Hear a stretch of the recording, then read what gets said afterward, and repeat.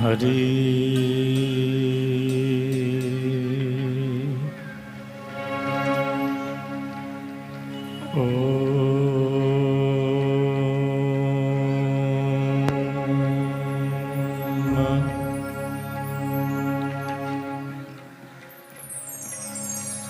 ॐ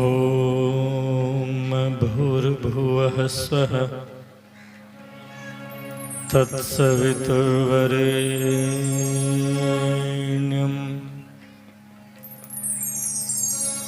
भर्गो देवस्य धीमहि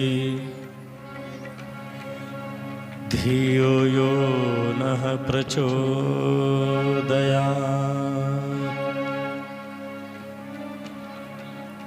ॐ त्र्यम्बकं यजामहे सुगन्धिं पुष्टिवर्धनम् उर्वारुकमिव बन्धनात्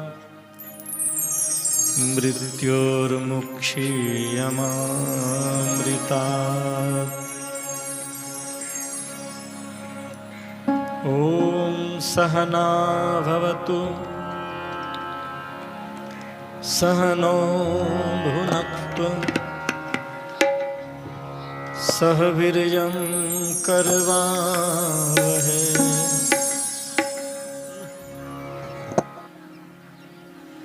तेजस्विनावधीतमस्तु मा विद्विषावहै। तमसो मा ज्योतिर्गमय असतो मा सद्गमय। मृत्योर्मा अमृतं गमय। सर्वे भवन्तु सुखिनः सर्वे सन्तु निरामया। सर्वे भद्राणि पश्यन्तु मा कश्चित् दुःखभाग् भवेत्।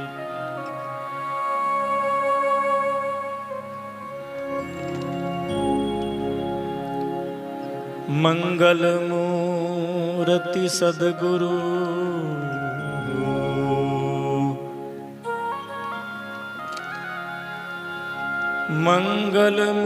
मंगलमूर्ति सद्गुरु मिलवे सर्वाधार।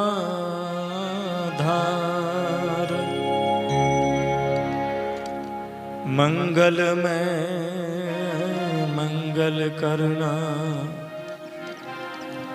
विनवो बारंबार।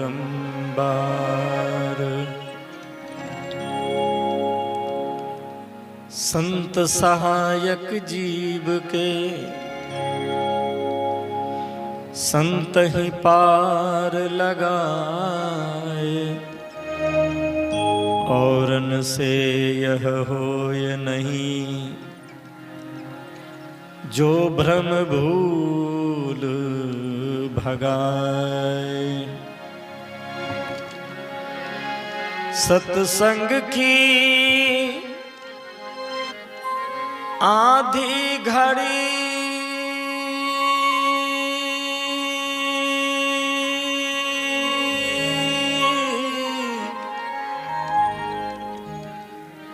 सुमिरन घड़ी 50 वर्षा बरसे एक घड़ी रहट 12 मास। इसलिए कीजिए नित सत्संग को बाधा सकल मिटाए। यह अवसर फिर ना मिले दुर्लभ नर तन पाए। बोलिए प्रेम से श्री रविदास जी महाराज की, संत समाज की, अपने अपने गुरुदेव भगवान की जय।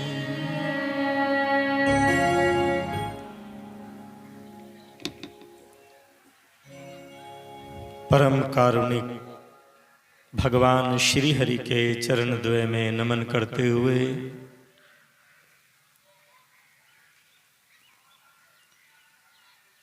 मानवता को स्थापित करने वाले मूर्तिमान रूप जिन महापुरुष की जयंती हम आज मना रहे हैं, कल से ही आज दूसरे दिन का ये दूसरा सत्र है। इस जयंती समारोह में इस विज्ञान के माध्यम से जो व्यक्ति जहां से इस सत्संग कथा श्रवण कर रहे हैं और पवित्र स्थल पर विराजमान हैं, उन समस्त श्रोताओं को, समस्त भगवत प्रेमियों को इस व्यासपीठ की ओर से नमन करते हुए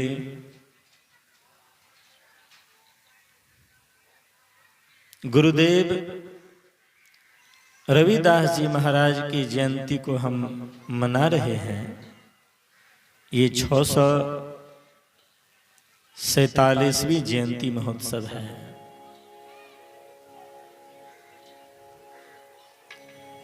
हालांकि यहाँ तो पहली बार ये जयंती के अवसर पर कार्यक्रम हो रहा है, लेकिन दुनिया में खासकर जहां जहां अध्यात्म की छाया है, वहां वहां संत बाबा रविदास को जानते हैं। सिख संप्रदाय में भारत के अलावा दुनिया के किसी कोने में यदि गुरुद्वारा है, वहां जरूर संत बाबा रविदास जी की जयंती मनाई जाती है। अन्य संप्रदाय के लोग भी जिनके जीवन में ये भाव उत्पन्न हुआ कि सब संतन की बड़ी बलिहारी, सभी संतों का उपकार मेरे जीवन में है, उन्होंने याद किया है, दिल से स्मरण किया है। लेकिन ये 2 दिवसीय सत्संग करवाना, इनके जयंती के अवसर पर हम सत्संग कर लेते हैं, केवल हमारा इतना ही उद्देश्य होना चाहिए क्या? इस कार्यक्रम को तो कालखंड का सत्संग कहा जाता है। ये भी आवश्यक है। जब तक कालखंड का सत्संग हमारे जीवन में नहीं होगा, तब तक सत्संग की निरंतरता हमारे जीवन में नहीं हो सकती। इसलिए ये सत्संग कालखंड का सत्संग है और हम लोग सत्संग यहां सुन रहे हैं। श्रुत ज्ञान पर मनन करना,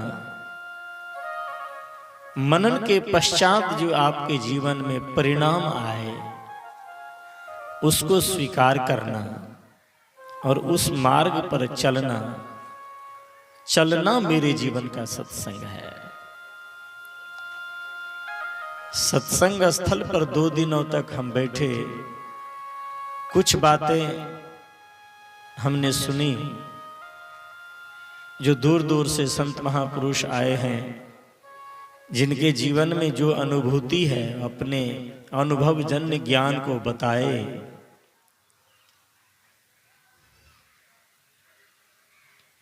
कल से ही आप लोग सुन रहे हैं,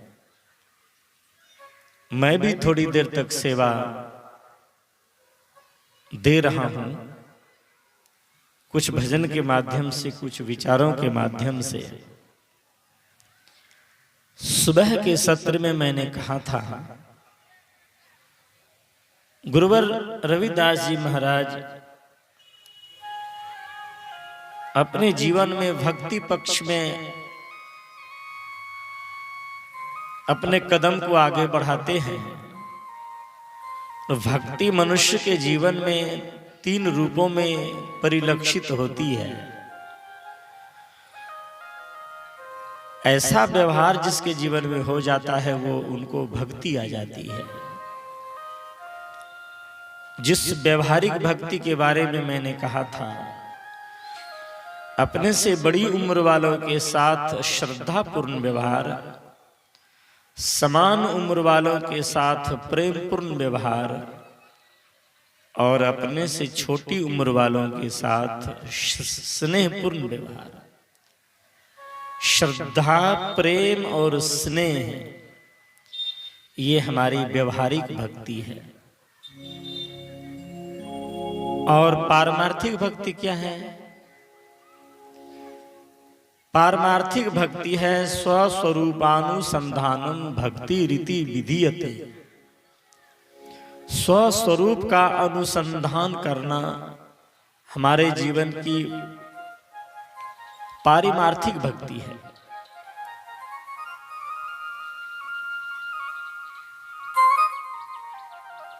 जैसे कोई भूसा लाना चाहता है, भूसा को अलग से लाने की जरूरत नहीं पड़ती है। धान आप उपजाते हैं, धान घर में खरीद कर लाते हैं, धान को हम मशीन में डालते हैं, वो जो मशीन छिलका छुड़ाता है, वो धान के साथ में ही भूसा आ जाता है। अब कोई कहे कि नहीं भूसा को अलग से लेंगे और चावल को अलग से हम लेंगे, ऐसा नहीं होता। ठीक उसी तरह जिस व्यक्ति के जीवन में पारमार्थिक भक्ति आ जाती है, व्यवहारिक भक्ति अपने आप उनके साथ चली आती है। जैसे चावल के साथ में भूसा आ जाता है, वैसे ही अध्यात्म जब व्यक्ति के जीवन में घटित होता है तो व्यक्ति की भाषा स्वयं बदल जाती है। आपके भीतर की भावना जब बदल जाएगी तो आपकी आंख भी बदल जाएगी, आपकी भाषा भी बदल जाएगी, आपके व्यवहार भी बदल जाएंगे। कहीं किसी चौराहे पर कुछ युवा मित्र बैठे हैं, कुछ दूर से महिलाओं की टोली जा रही है, सबकी भावना अलग अलग है। उसमें एक व्यक्ति की भावना पवित्र है तो अपने से बड़ी उम्र वालों की महिलाओं को जाते देखकर मन में भाव बनाता है कि हमारी माताएं जा रही हैं।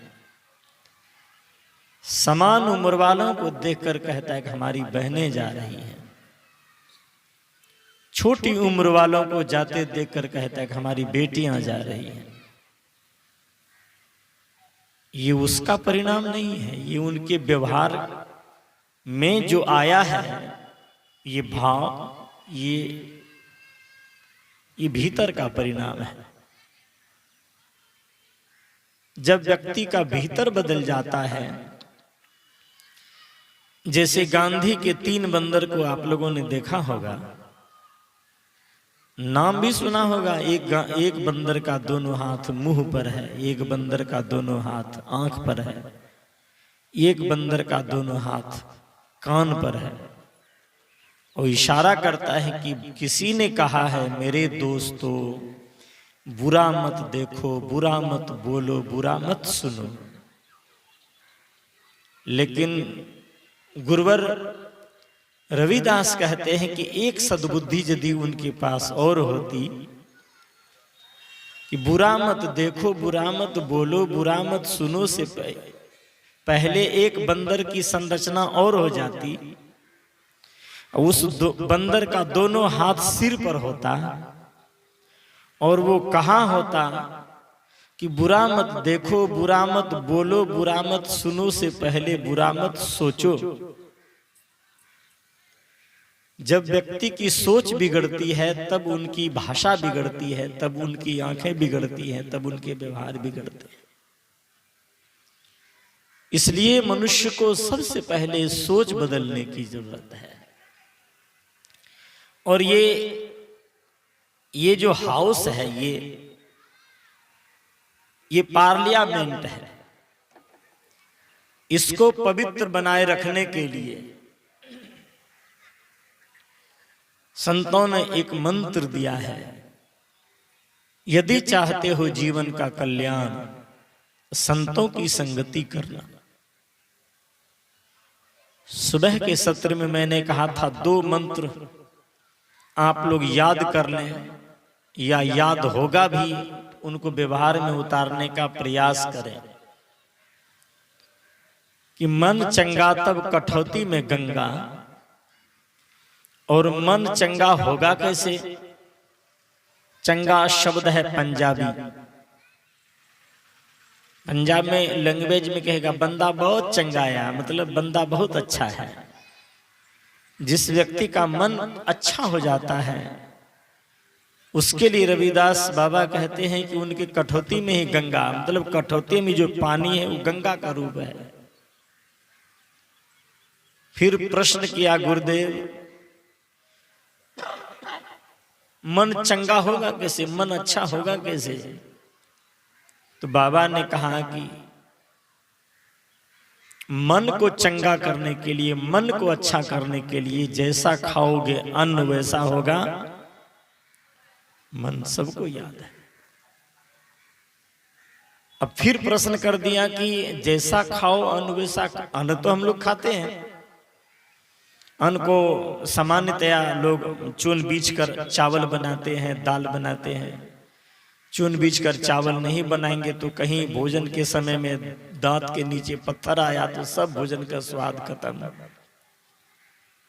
इतना सब जानते हैं कि चावल को अमनिया, दाल को अमनिया करके, साग को, भाजी को धोकर बनाना चाहिए, सब जानते हैं। कहीं कीड़े तो नहीं है, सब बिगड़ जाएगा। लेकिन एक सूक्ष्म तत्व और बच जाता है जिसका प्रभाव भोजन के ऊपर पड़ता है। जब हमारी माताएं भोजन गृह में प्रवेश करती हैं तो वहां संकल्प लेना चाहिए कि मैं जो भोजन बनाने जा रही हूं, ये भोजन बनकर तैयार होगा तो भगवान को भोग लगेगा। देखिए भावना कहां से बदलती है। भाव को शुद्ध करने का पहला चरण कहां से शुरू होता है? मन चंगा तब कठौती में गंगा। मन चंगा कैसे होगा? जैसा खाइए अन्न वैसा होगा। मन अब अन्न को चंगा कैसे करें, अन्न को पवित्र कैसे करें? अन्न तो धो धाकर आप अन्न बनाएंगे तो पवित्र होगा, स्वच्छ होगा। अन्न को जब साफ करेंगे, धोएंगे तो स्वच्छ होगा, साफ होगा, लेकिन पवित्र नहीं होगा। स्वच्छता में और पवित्रता में अंतर है। सामान्यतया लोग साफ सुथरा कपड़ा पहनते हैं तो ये स्वच्छता है। घर को साफ रखते हैं, शरीर को साफ करते हैं, ये स्वच्छता है। लेकिन पवित्रता क्या है? साफ कपड़ा पहनने वाला भी जब शौच जाता है, जो पवित्रता जानते हैं, जिस कपड़े से, जिस हाथ से हम गंदगी साफ करते हैं उसे कपड़ा नहीं छूते। पहले साबुन से, मिट्टी से कई बार हाथ धो लेते हैं, तब हम कपड़ा छूते हैं। और कई लोग बस उसी हाथ से अपना कपड़ा पहन लिए। स्वच्छता है, हम कपड़ा साफ रखे हैं, देह साफ रखे हैं, पूरा सेंट मार करके एकदम गम गम कर रहा है शरीर, लेकिन पवित्रता नहीं है। तो हम पेशाब जाते हैं तो पानी लेकर नहीं जाते हैं, उसके छींटे पड़ते हैं, पवित्रता चली गई है। इसलिए स्वच्छता में और पवित्रता में अंतर है। ये सब जानते हैं कि भोजन बनाते समय चावल धोना, दाल धोना, साग भाजी धोकर अमनिया करके बनाना चाहिए। एक और रहस्य छिपा हुआ है उसमें। वो कौन सा रहस्य है? जब हम भोजन बनाने जाते हैं उस समय भाव को बदलना चाहिए। मैं भगवान के भोग लगाने के लिए प्रसाद बनाने जा रही हूं, दुकान से मिश्री खरीद कर लाते हैं तो मिश्री होती है। उसी मिश्री को जब ठाकुर जी के सामने चढ़ा देते हैं, भगवान के सामने चढ़ा देते हैं, तो उसको क्या बोलते हैं? वो मिश्री क्या हो जाती है? वो मिश्री अब मिश्री नहीं रही, वो अब प्रसाद बन गया। एक भी दाना गिरता है तो पवित्र भाव से उठाता है, कहा जी प्रसाद गिर गया, एक भी दाना बर्बाद नहीं, उठा लो।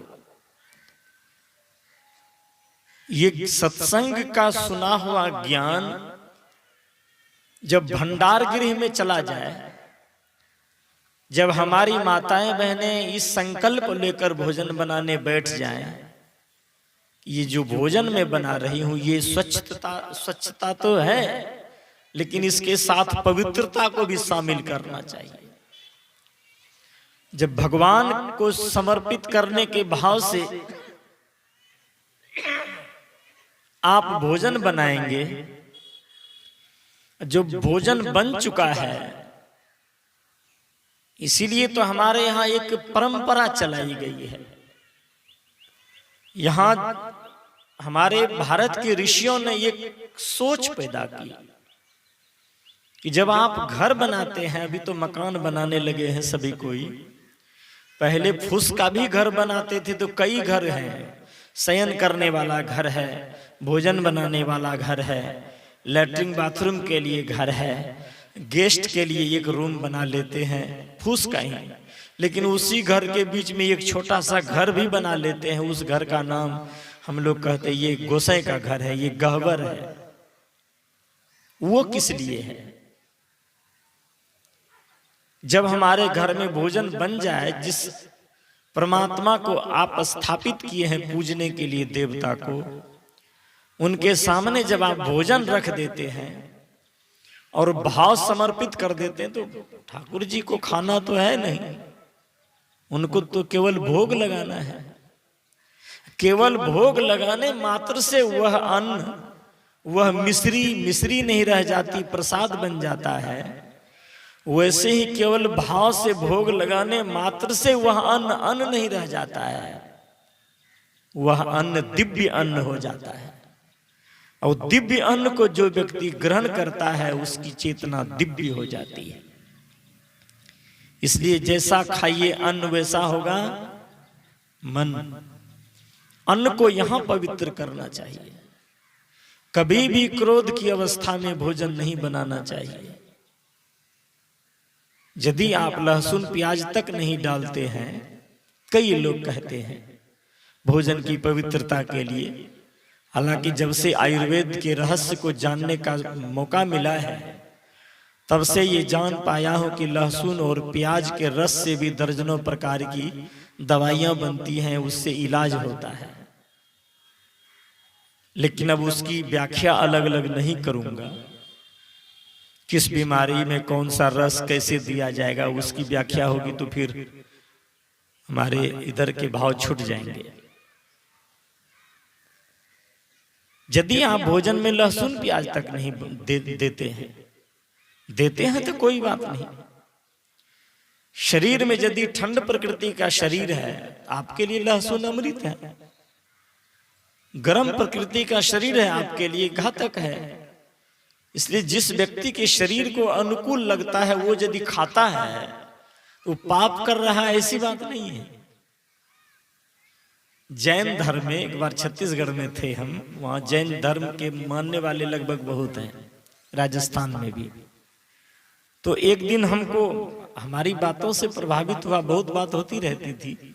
एक दिन हमको भोजन करते देख लिया शाम को सूर्यास्त के बाद, और हमसे कहा आप भोजन करते हैं? हम कहा हाँ भोजन हम करते हैं। नहीं मतलब ये कहने का सूर्यास्त के बाद भी भोजन करते हैं? हम कहा कभी कभी सूर्यास्त के बाद कर लेते हैं। ऐसे भोजन करना पाप है क्या? नहीं नहीं, जैन धर्म में सूर्यास्त के बाद भोजन नहीं किया जाता है, पाप मानता है। तो उनकी मान्यता के अनुसार वो इसलिए मान्यता है।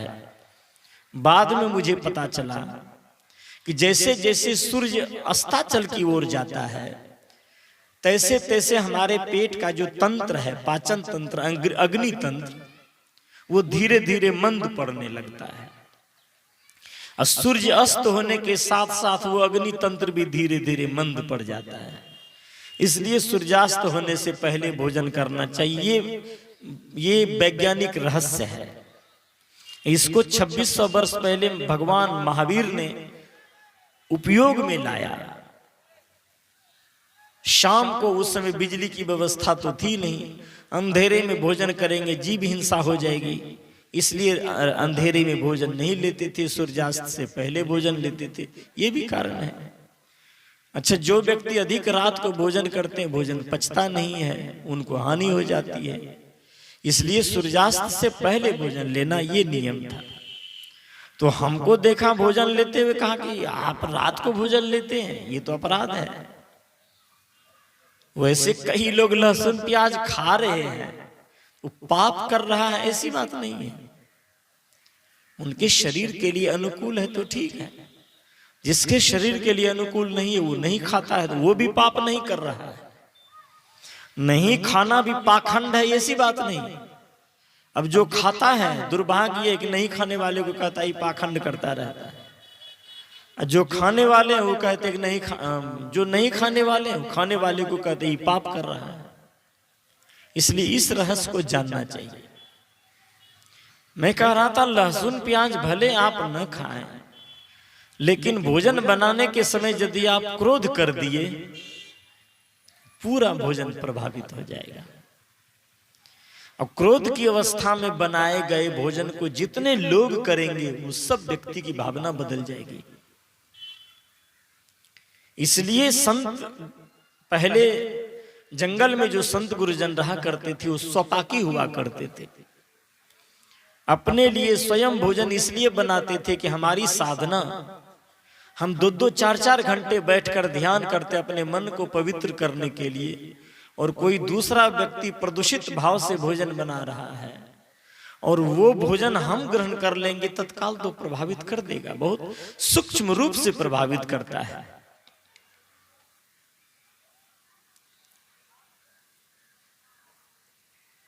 तो अन्न को पवित्र करने के लिए, आपको अपने मन को पवित्र करने के लिए, ये पवित्रता का भाव है। इसलिए हम अपने मन को पवित्र करना चाहते तो अन्न को पवित्र करें। एक भाव और है भाइयों के लिए, ये अन्न हम सृजन कैसे करते हैं? मेहनत करके। मोहम्मद साहब ने कहा है कि जो व्यक्ति अपने अन्न को पवित्र करना चाहता है, वो व्यक्ति किसी का हक नहीं मारे।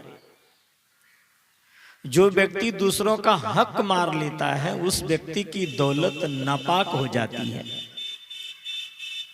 नापाक शब्द मतलब अपवित्र।